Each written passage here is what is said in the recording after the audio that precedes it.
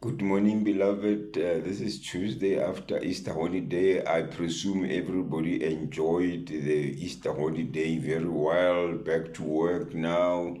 Beloved, today I want us to talk about what does the leprosy has for you. Leprosy that you have been suffering from for so many years. What does it have for you now after suffering for so many years? Let's look at the Second King chapter 7.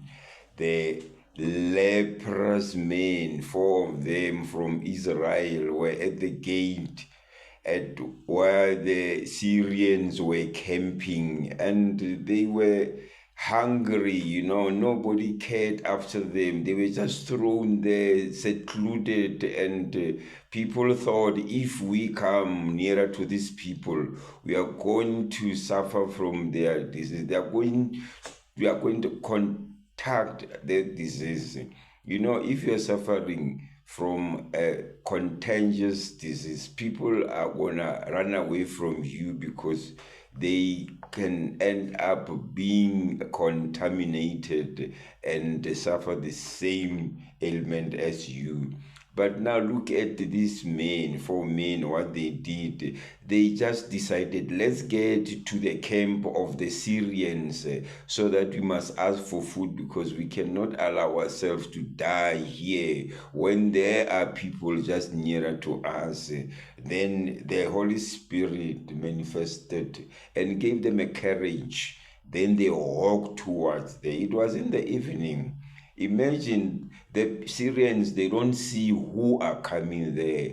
Of they ran away. Everybody ran away there. You know what, God can make miracles through your tribulations. God can make miracles for as long as He can see that you are really remorseful of the suffering that you sustain because of maybe a wrongdoing or generational curse. We don't know what caused this man to be suffering from leprosy.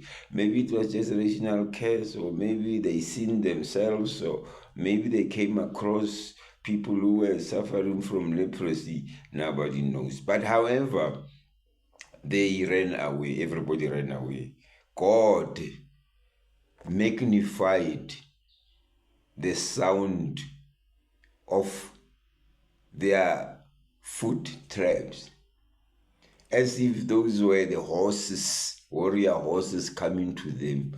Now the Syrians thought maybe the king of Israel have ordered the kings of Hittite and the kings of Egypt to go and attack them, because they were not really in good terms. Now they ran away. Guess what the lepers found in the camps? They found gold, silver, food. They entertained themselves to all what they got here. They looted the gold, the silver, food, and some other belongings, and they went away. And they came again to come and fetch again, because it was in the evening. Now they just thought, if we gonna stay here until in the morning, these people can end up coming, and anything bad can happen to us. Let's go back to the king of Israel and tell them what we found here. Off he went there, and then reported everything that they saw. Anyway, that is not what we are for. What you are for is the tribulation that you have been suffering from all times. What is it that you are doing?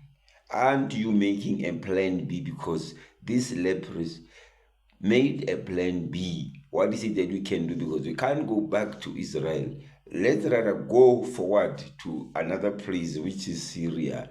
Now what is it that you are doing? Let me tell you, beloved, the only thing that you can do right now, tribulation that you have been through, trying there and there. I think you spent a lot of money. You went to a lot of prophets and they couldn't help you. You went to the traditional doctors All of these people, because there's our culture, we always do that. Go from pillar to post where we can't get any help. The only help that we can get is to kneel down and pray hard. The same as Hannah. Hannah is an example of what a prayer can do for you, because she was praying for the son, and she said to God, if you can give me the son, I'll give him to you to save you. So what is it that you are promising God when you pray, so that he must take you away from the tribulation, the promotion that you are looking for, the marriage that you are looking for, the car that you are looking for, the kids that you are looking for? You are not barren. Just follow what Hannah did. Follow what Hannah did. Follow what Sarah did. You'll be rescued from the situation. You are not barren, I can promise you. Your child is on the way. Your child, the same as what Prophet Elijah said to that woman. Next year by this time, you will be having a son. And it happened that way, because faith is very important. You have to have faith, and you have to pray hard. You have to believe in God. You have to have interaction with God. You have to have covenant with God. If you don't have this, there is nothing that can go right with you. Don't compare yourself with somebody else who doesn't know God, that is prosperous. Those are temporary fortunes. Those what he has, they are just temporary. They'll never sustain, because it's not God-given wealth.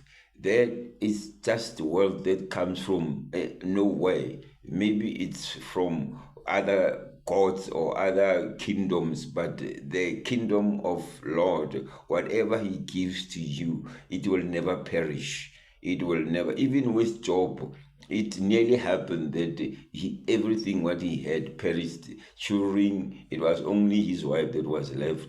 But God gave him double the amount, because with God, nothing is insurmountable. Nothing can disappear with God. Whatever can disappear, it will emerge again. So pray hard, the child of God.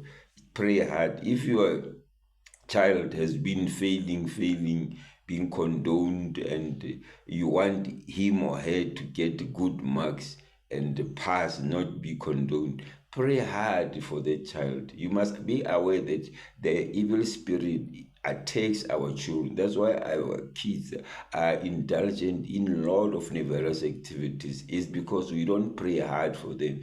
Pray hard, beloved. You heard, what does your leprosy do for you?